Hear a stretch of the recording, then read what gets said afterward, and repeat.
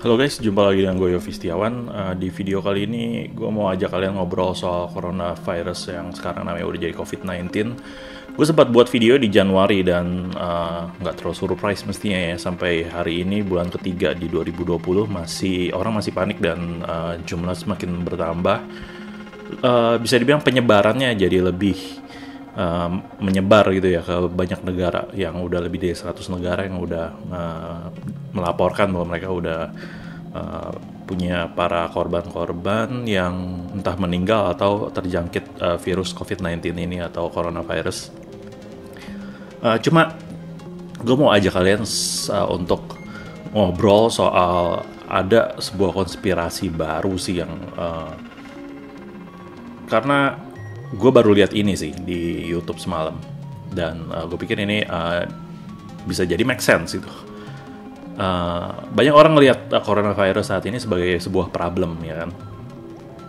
Tapi di dunia ini bisa dibilang everything is seperti kata Einstein ya, relatif. Jadi baik buruk, hitam putih, jahat baik gitu kan. Itu tergantung dari sudut mana kalian memandang gitu. Sama juga dengan coronavirus ini. Banyak orang melihat ini sebagai problem, banyak orang yang lihat ini sebagai masalah. But is it? Atau ini sebetulnya sebuah solusi dari sebuah masalah lainnya gitu loh. Masalah apa gitu yang lainnya? Coronavirus bisa jadi sebuah solusi.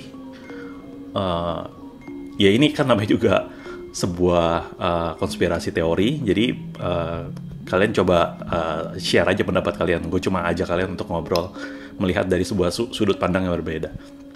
Jadi video yang gue lihat itu adalah yang menjelaskan bahwa kok bisa kebetulan banget coronavirus. Mungkin memang kebetulan ya, tapi coronavirus ini bisa dibilang mulai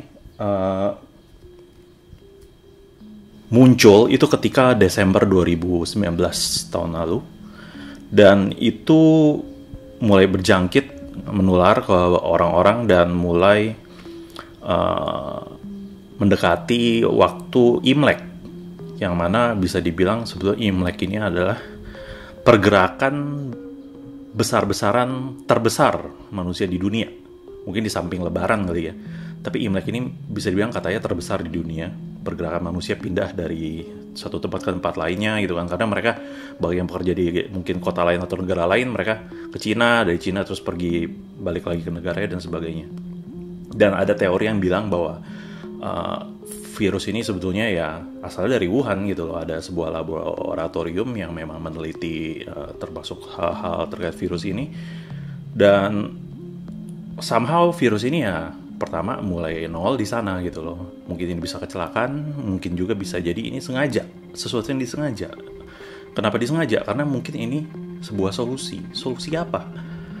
Solusi itu biasa hadir atas sebuah masalah. Masalah apa ini yang perlu solusi berupa coronavirus seperti ini gitu kan.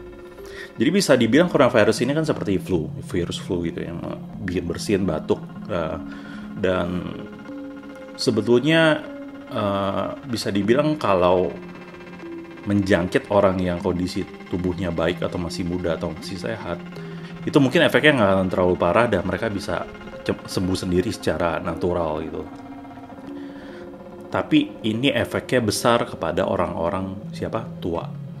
Anak-anak bahkan jarang banget yang katanya terkena coronavirus ini, karena mungkin ketahanan tubuh mereka masih jauh lebih baik. Tapi lebih banyak orang tua yang kena. Kenapa orang tua? Nah, gue coba teliti salah satu data di Wikipedia tentang aging of China gitu. Populasi di Cina itu besar banget kan. Bisa dibilang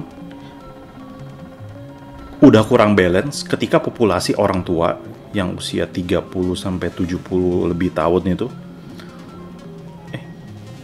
which means it occupies, nih gue baca ya, country is in an aging population, which means it occupies 10% or 7% of the total population age over 60 or 65% respectively.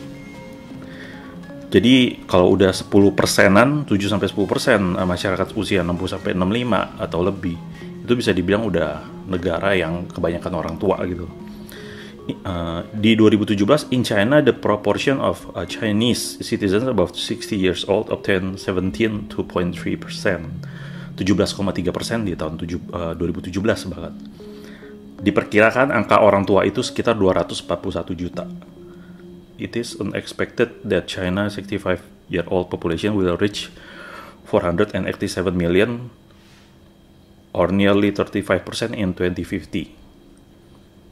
Bisa jadi ini angka yang menakutkan untuk, I don't know, beberapa institusi mungkin, buat badan-badan tertentu. Ini angka yang berbahaya mungkin untuk perekonomian, dan bisa jadi ini masalah karena banyak orang, gue dengar dulu kan Cina pernah membuat sebuah aturan bahwa orang-orang cuma boleh punya satu anak gitu kan, karena katanya rakyatnya terlalu banyak, jadi angka kelahiran harus ditekan. Tapi problem yang mereka pikir itu solusi ternyata melahirkan problem lain gitu. Problem lainnya apa sih? Bahwa ketika anaknya udah mulai dewasa, produktif, orang tuanya jadi tua, ini anak sendirian harus membiayai hidup dua orang tuanya yang masih hidup ini gitu. Dan itu jadi beban gitu loh. Dan I don't know, ketika orang tua ini udah mulai nggak produktif, udah tua, dan mereka nggak memberikan kontribusi lagi ke negara, bisa jadi ini merupakan angka ancaman. Sehingga solusinya adalah konspirasi teori coronavirus yang cukup bisa kayak ini orang tua biasa kan udah punya penyakit A, B, C, D gitu, sakit tulang lah, sakit pinggang, sakit apa gitu. Dan coronavirus ini kayak menyempurnakan penyakitnya sehingga membuat orang lebih cepat udahan gitu loh hidupnya. Nah, banyak teori yang gue pikir bisa mendukungnya. Tapi ada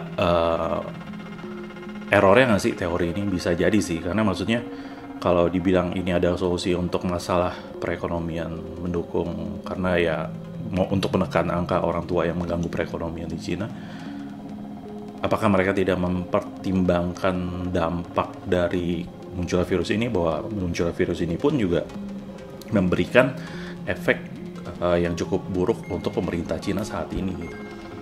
Tapi I don't know, mungkin efek virus ini cuma sementara gitu. Dan korban pun saat ini katanya di Cina sendiri confirm case itu 80 ribuan. Ini data dari tahun bulan 3. Recover, orang sembuh 61 ribu dan 3.158 meninggal. Angka ini masih jauh kecil banget ya.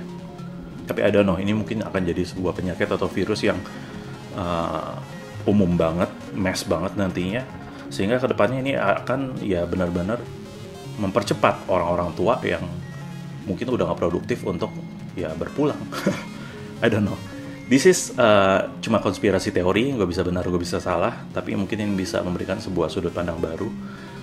Karena ya itu sih, coronavirus memang korbannya kebanyakan orang-orang yang udah gak produktif, tua, dan makanya kalau di Indonesia ada beberapa korban dibilang, oh ini korbannya meninggal karena emang ketika datang ke rumah sakit kondisinya udah jelek katanya.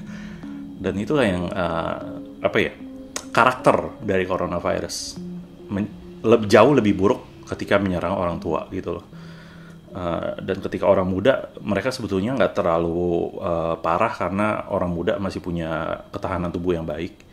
Tapi ketika menyerang orang tua ini jauh lebih buruk. Nah, itu aja sih mungkin konspirasi teori dari gua. Gimana menurut kalian? Komen aja di bawah. Oke, see you, bye.